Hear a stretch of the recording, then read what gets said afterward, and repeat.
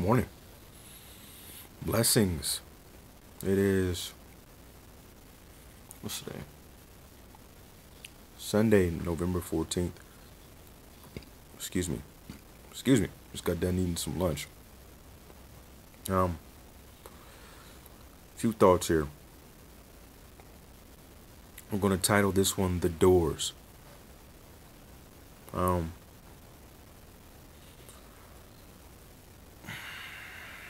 so if you know anything or have heard anything about or read anything on um ritual magic.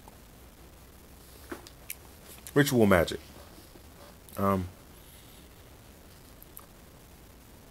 I was saying earlier this week to a few of my guys in a beautiful discussion um, that ritual. If you look at the word ritual, ritual is like it's something that you do over and over again, um, and for all intents and purposes, for from a worldly sense, rituals is something that you do over and over again. From the mundane aspect of routine. We'll say that. And so, you get up in the morning, you brush your teeth or whatever, and it's just something that you do so your breath doesn't stink, right? Um, there's always an intended purpose for something becoming ritual. Um, Now, in ritual magic, uh, you know, um, it's a little bit different because ritual, the word ritual and the word religious almost go hand in hand, right? So when it comes to rituals and when dealing in magic, spell casting, uh, things like that, the dark arts, um, there it isn't just like waking up and brushing your teeth so your breath doesn't stink. Basically, ritual is practice. Ritual is religious, but it's something that you're dedicated to, something that you're committed to, and it's the continuation of doing something. Now, ritual magic is practice, all right? It's like they call like the medical field, they call it a practice. And whatever um, department of the medical field that you're in, it's called practice. Practice, in essence, is doing something over and over again with the intended purpose of eventually perfecting it. And so, when it comes to ritual magic, um, you're you take part in certain rites, you do certain rites, certain mantras. It's ceremonial, and it's very formal because there is a game plan in regards to the text that they use, the things that they say, the music, the mood, the lights, all of that. The clothes that they wear, the relics that they brandish, for these said rituals. Let me put this down real quick. So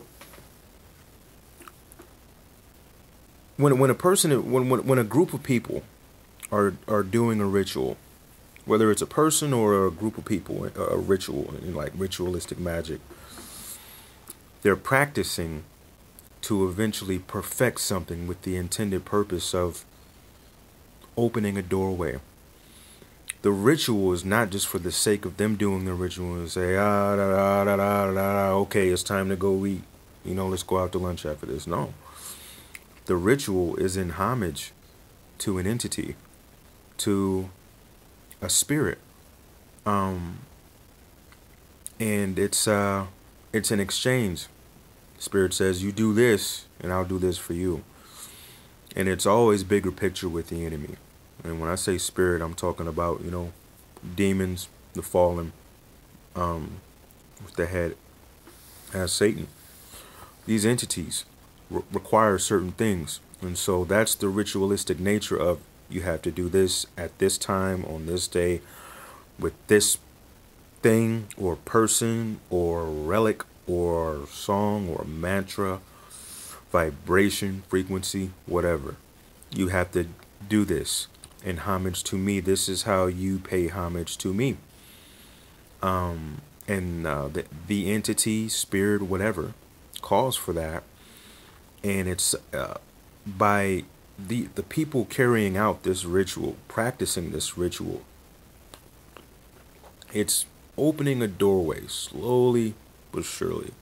Surely. It's a door that is being pushed open. And when I say pushed, well, it's closed for a reason, because God has it in a way that we're not supposed. It says we're not supposed to practice in these types of things, because He knows why. And so He knows why. He knows who's on the other side of that door, who's trying to get in that door, and what they're going to do when they come through that door fully. That's the ultimate goal of these entities, these rituals, is that it does, it opens a door. And so, um,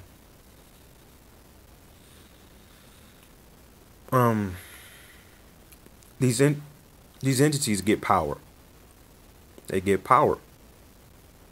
And they get power from the person that is carrying out the ritual. It's an exchange. It's smaller on the participants' end, but it's larger on the entity's end. It kind of it's an exchange, but on the back end, it's like the entity gets way more out of it than the actual participant does. And from a worldly standpoint, the participant is given you'll be given favor with money, all superficial and fleshly, worldly things that the flesh craves. With the promise of richness, famous, celebrity, women, gold, money, whatever. The typical things. And so, but the entity, excuse me, I gotta take a drink here. Hold on. One hand here.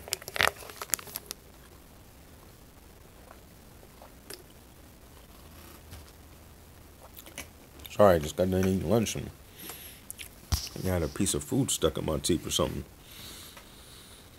What was I saying? The entity has this person or this set group of people do these said practices or ritual to eventually obtain entry. It's an invocation. It's an invitation. It's an invitation to come through the door. But we have to push it open, or not we, like me, but the participant or participants have to push the door open. That's the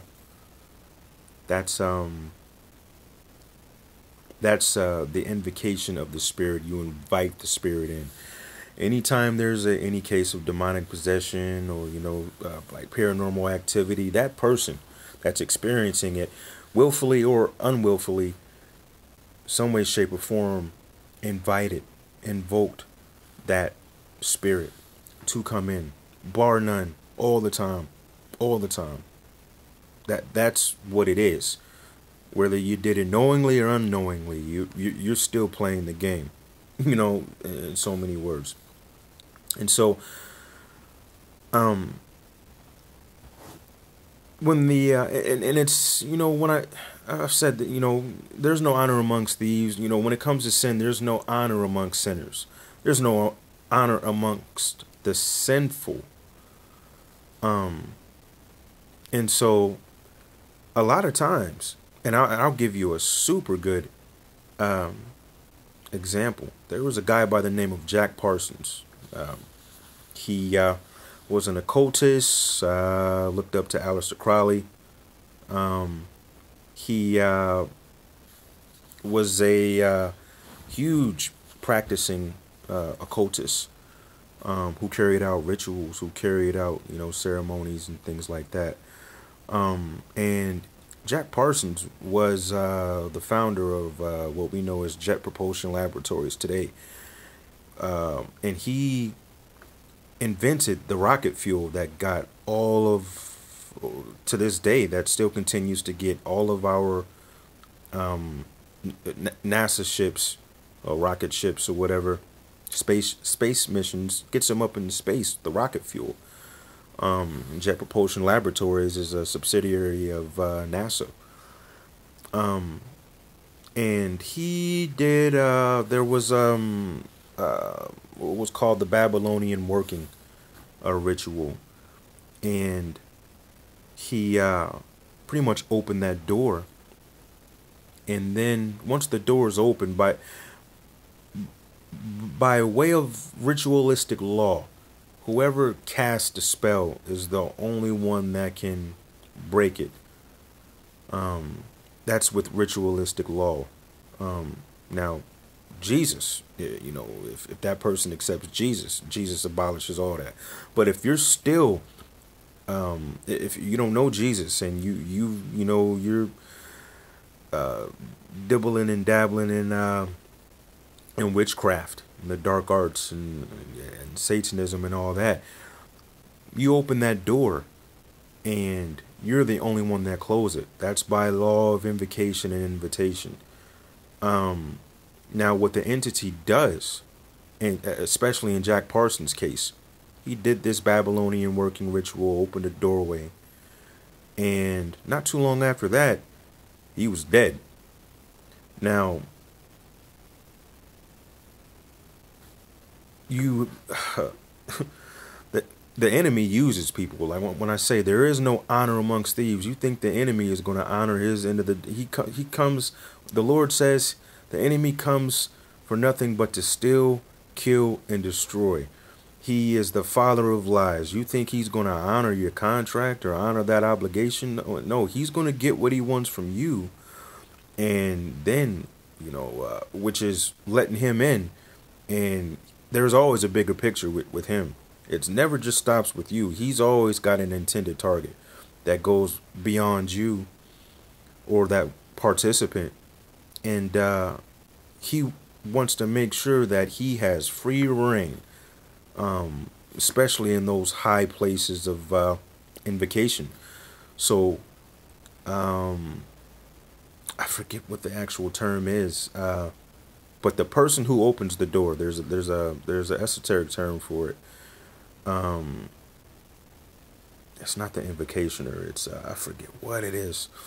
But the enemy is like, oh, thanks for opening the door. It's like it's like somebody's knocking on your door.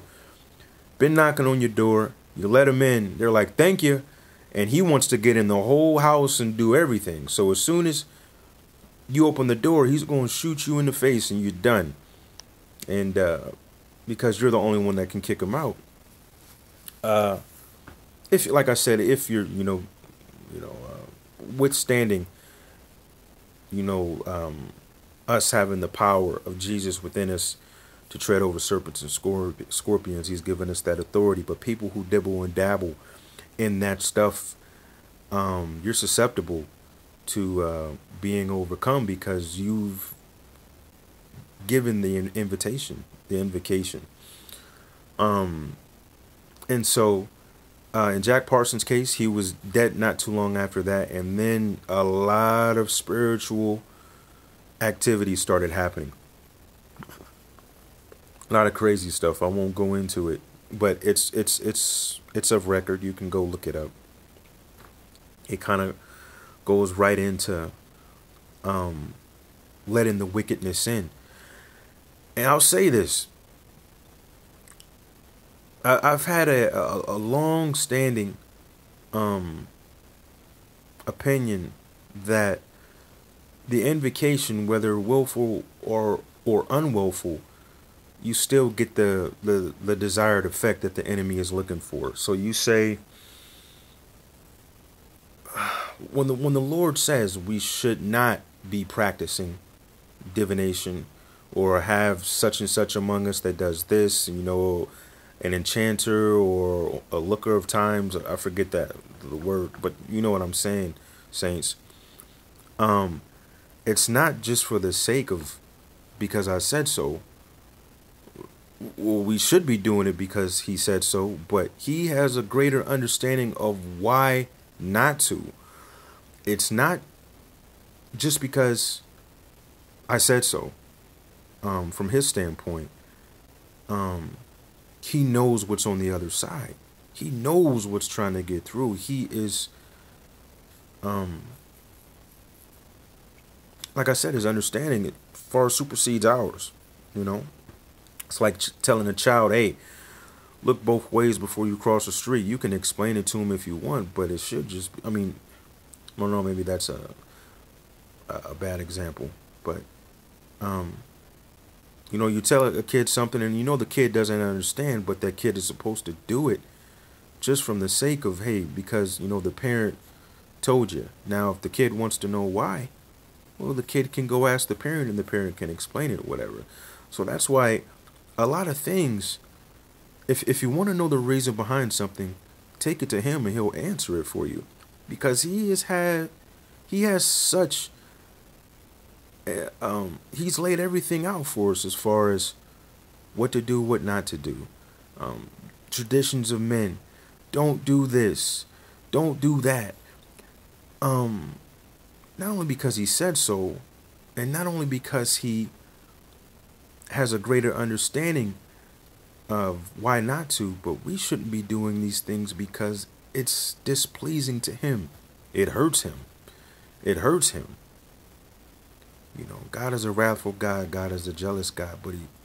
But he also, from what you read in the scriptures, like you see it a few times over to where he says it repented him. He was angry. God is you can hurt him.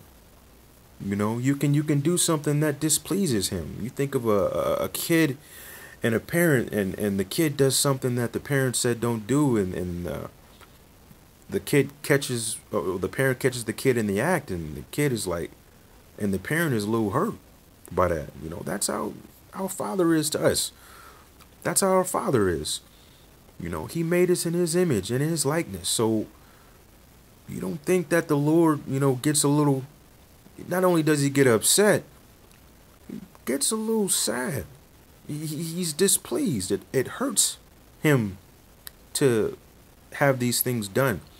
So I'm going to say this.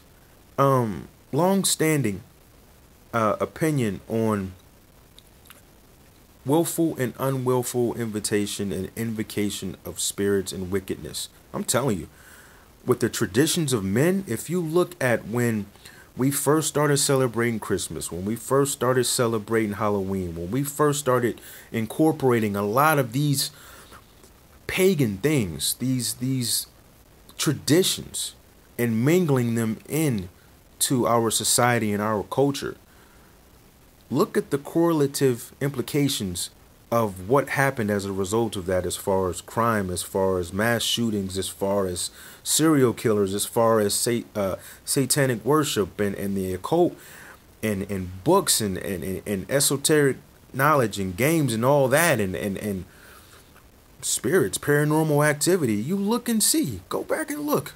You'd be surprised the correlations between when we brought something here as a tradition, as a cultural whatever, celebration, holiday, whatever. Look on the back end and see things that were happening right in tandem with those with those things being instituted, with these traditions that we have.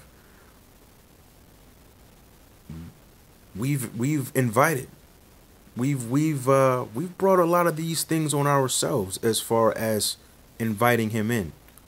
I'm talking about the enemy and the wickedness and things like that. Willful or unwillful. I know a lot of people say he knows our hearts. Hey, your heart can be a beautiful heart, but you can still have a lack of knowledge. You can still be subjected to things happening in your life because you didn't study to show yourself approved. You can still, like I said, people who have these spirits that come or whatever, they've invited them. There's some type of thing that they've done, that there was an invitation that they did, something that they did that opened that door for these spirits to come in. And you have to pray. You have to pray. You have to take it to him. And you need to study to show yourself approved. Approved of what? Approved of what? In his sight. Approved of that he approves of you, and more so able to protect you from these things, because you can't protect yourself without having on that full armor. You can't, and I'm telling you, what I'm seeing today in people, in society, in everything is a push. It's a push. It's a push of these doors. And as you open these doors, these spirits, this wickedness, this evil is coming through. Now, again, it doesn't go without. You can give a spirit. Oh, people can give these spirits free reign. Understand, but it's a lot of time. It's a lot of time, meaning it's being allowed. They may take charge, but God is in control. That's why there is a culmination of these things being wiped out when he comes back.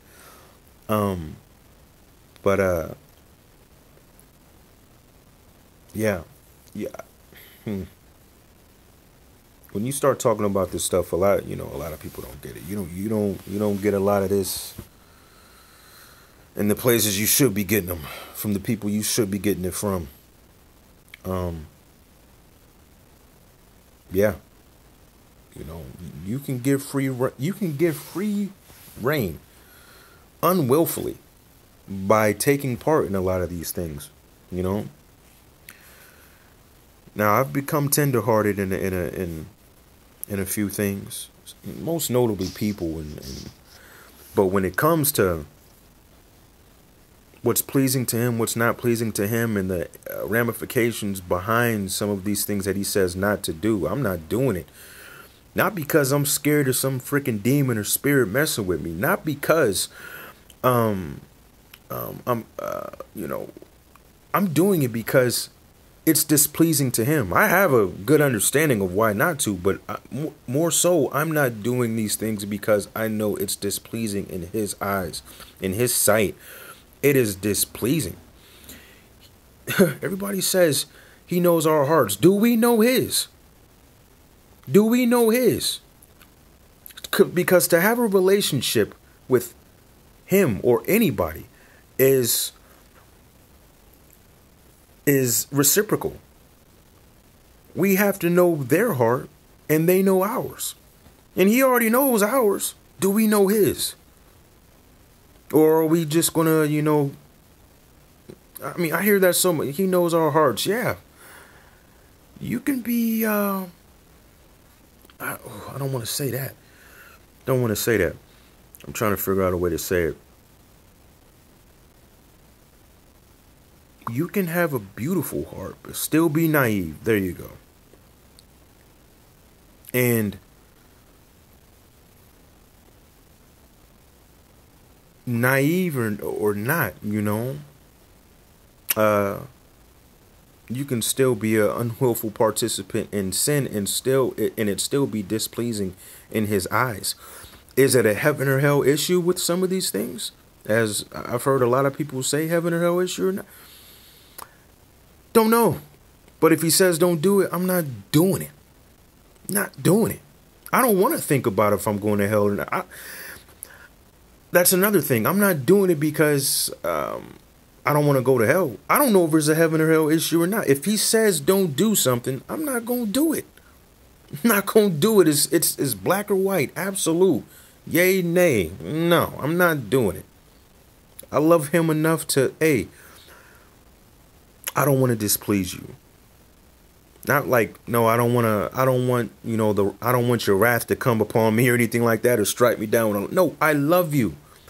And I'm so thankful for everything that you've done for me and that I serve a great God and the unconditional love that you have for me. I don't want to displease you. I don't want to make you sad. I don't want to betray you in that aspect. I want to keep it 100% with you. I want to keep it real with you. I love you. That's the type of dedication that you kind of have to have. And so, yeah.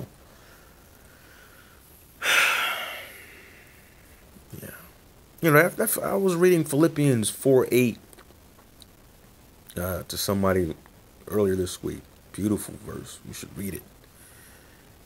And if you have, you know exactly what it is. All the things we should be keeping our minds on. Things that are lovely, things that are holy, or it's a beautiful verse. And I'm trying to apply that to everything that I do. No, I'm not perfect, but I'm definitely using that as like a tester for things that I do. Am I living up to this verse? Am I doing this verse? Hey, wake up. Hey, Grace. My dog is over here running for steak in her sleep or something. She over here freaking running in her sleep. Hey, stop running on my couch. I'm going to put you on a treadmill. Jeez. Oh, man. But, yeah, be careful. Be careful. Be careful.